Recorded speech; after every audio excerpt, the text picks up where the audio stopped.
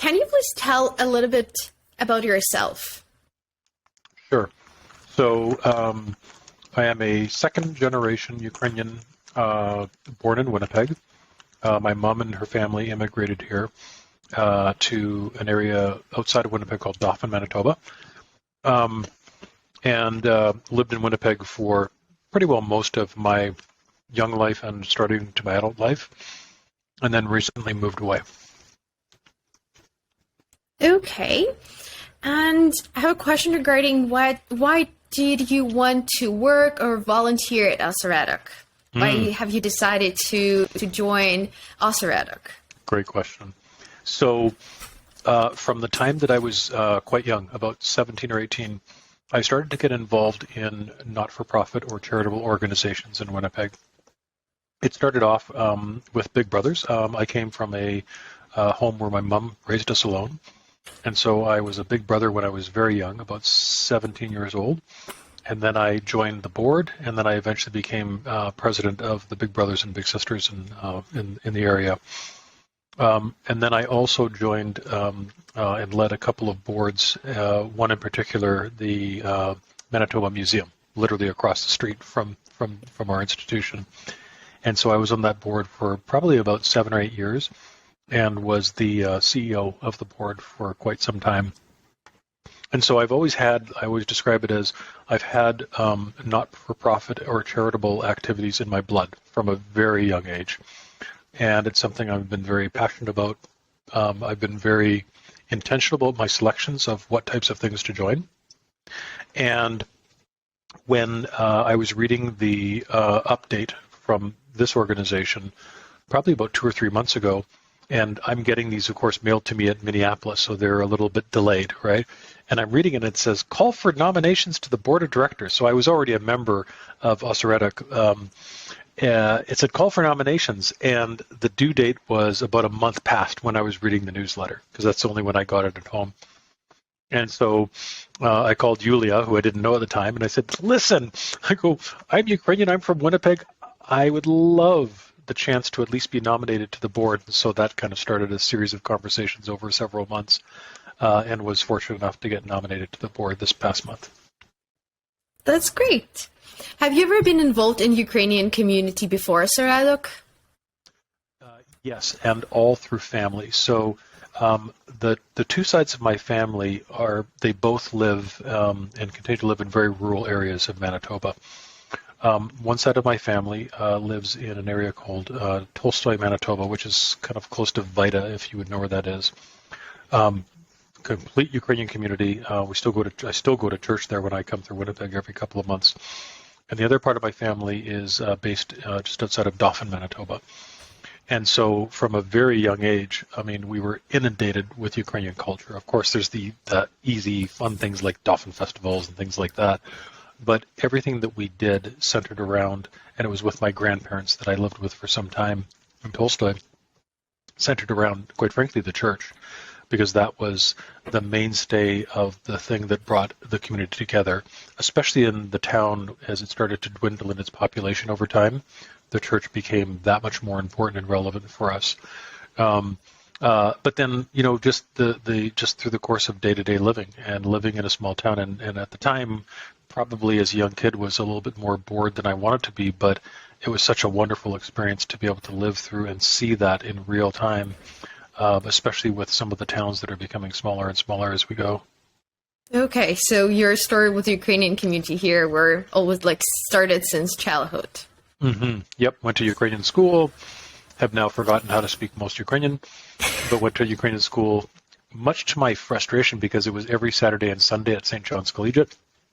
And so while all my friends were out having fun and doing things that young kids would do, I would get on a bus and I would go down to Ukrainian school on Saturday and Sunday mornings. How did you first hear about Oseredok? Because you mentioned you were a member before, and Yep. How did you first, hear about Oseredok and become a member of it? Right. So the first time that I heard about Oseredok was actually when I was at the museum and was on their board of directors.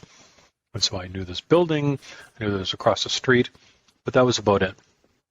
And my time and my focus was spent on the Manitoba Museum. As I started to get older, I started to become more interested in Oseredok and what it meant. Completely different, of course, in scope and focus than what the Manitoba Museum is, but a wonderful way to preserve legacy, a lot of the historical archives and things like that. And I actually became really fascinated with it because it wasn't all about the museum per se, right? It was about what does it represent to the community? How do you protect and preserve artifacts from the community that are coming in? I'm assuming largely from families, right? That will drop off things that are so vitally important for us. And so I actually went with my mom to the museum one day, and I just said, this is a fantastic place, and so we took out a membership. And so I've been a member for a number of years, but it's only recently that I had the opportunity to join the board. Do you remember how was your first time at Oseredok, and what was your feelings there, and how do you feel about visiting it for the first time? Because I know you've seen it a lot of times, I guess, just across the road. But how was your first time at Oseredok? Yep. So, I mean, the first thing that struck me was when you know this because you know the building, but when you walk into the building, the immediate thing that you see is the gift store, right? And what I actually love about it, and I mean this seriously, is it's so much more than a gift store. It's a very, very strong representation of Ukrainian culture inside of that gift store, right? And so, a lot of times you will have museums that have a gift store that comes at the end of the tour. They rush you in, they try to sell you the baseball hat, the t-shirt, and all the rest of it. What I loved about this was it was completely different, right? And is completely different. There's authentic clothing from the Ukraine that's sewn. All of the art and the pictures and things around like that you can buy. In fact, we've bought art from there. Some of the, I say trinkets, but books as well that you can't get anywhere else. There was one book in particular that they had, and I knew the book. I could not find it anywhere. It's not on Amazon, not in bookstores. It's called Sons of the Soil. And they had 2 copies left, and I bought them both. I'm like, I'm taking this. I'm going to have 1 copy for me. I'm keeping 1 copy for my son. And it was a historical memoir of a Ukrainian family growing up, in the 1920s. And so, the first impression that you have when you walk into the institution is one of deep reverence for the culture of Ukraine. As you get older, the significance and the importance of who you are starts to become much more relevant. So I'll be very honest. When I was 15, I didn't care about the fact that I was Ukrainian. I mean, I wanted to go out and hang out with my friends and play with my friends, not get on a bus and go to Ukrainian school. When I was 25, it wasn't that important because I was worried about going to university and getting yourself established, all the things that you'll be going through very soon. Only when I started to get to, I would say, my 40s, and now I'm into my 50s, that it's almost like I use the phrase, kind of in quotes, coming home. That becomes very, very important. And the significance of who you are, where you're from, where your family's from. I lived overseas I have lived overseas for most of my career, and I had an opportunity to oversee our businesses in Ukraine and Russia for a period of time. It was amazing to be able to go back literally to the villages where my family came from, see the churches. That we actually went into a church and found the birth and marriage certificates for both of my grandparents on the one side of the family. It's incredible. That would not have had any impact on me at all when I was 15 or 20 years old. When you're 45 or 50 years old, it has a massive lasting impact on you.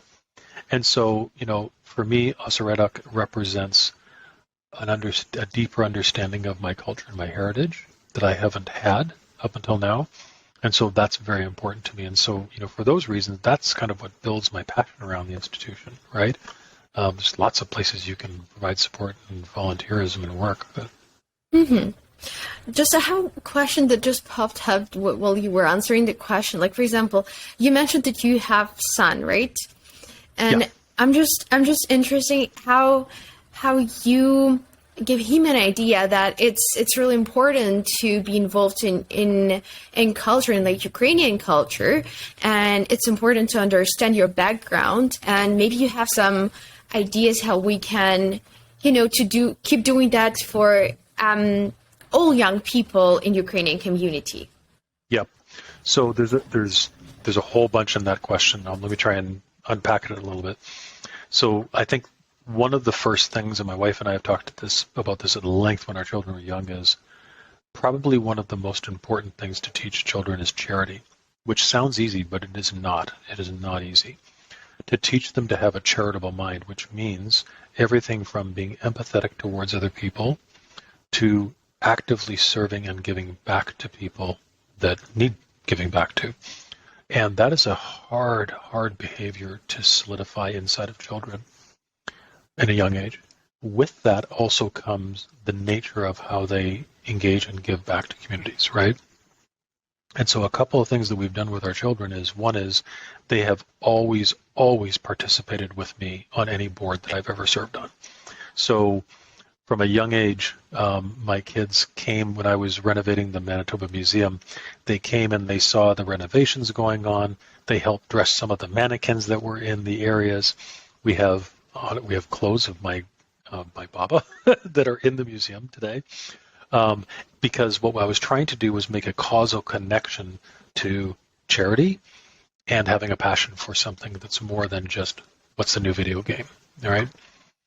The second thing we've done is we've tried to really build strong connections that are both inside, but for me, actually, more importantly, outside of direct family lineages. So we all know, and we remember, I'm sure, I have to go to some auntie's house when I'm 10 years old. I don't know who this auntie is and why are they making me sit down at a dinner table and it's boring. That is not the cultural relevance that I want my children to experience, because they'll spit it out, right? It won't be of interest to them. And what we did was, and I thought was kind of interesting, is we chose several people in Ukraine to become Facebook friends with our kids. But they were all had relevant, similar interests to us. So our daughter is very passionate and is in university right now for musical theater. Our son is very passionate and is going to university this year, like in a month, for track and field. And so that's his sport that he's going to a scholarship on. And so we found people in Ukraine that were track and field people. So he is now friends with people in Ukraine around those things. And we found people in Ukraine that were involved, which is actually easy to do, in the theater and the arts, that are friends with my daughter. And so you kind of sell the engagement of relating to Ukrainian culture by their peers, right? Rather than just by an old grandpa or an auntie in the corner of a room somewhere that's not relevant to them. And they've kept those things up. And so our son in particular trades track times and running and race relay times with his friend in just outside of Lvov. And they message all the time, and they don't know each other. They've never met each other, right? But they have something in common.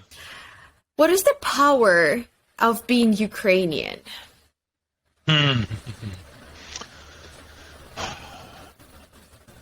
There's so much, and it's such an emotional time, of course, right?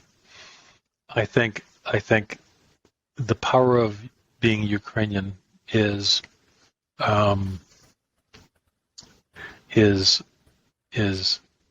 honor and having respect for who we are. I think those are incredibly important to me, and I'll say that I'm going to speak about this personally. Being proud and resilient, right? Being proud and resilient. We have family members right now that are from Ukraine that are living with us because of the war. And I find they're more resilient than I am, actually. And they're the ones that are actually going through this. I mean, I'm just living it through CNN, right? And the resilience of them is incredible, right? In the face of everything that's going on. So I think those are incredibly important pieces of the puzzle for them.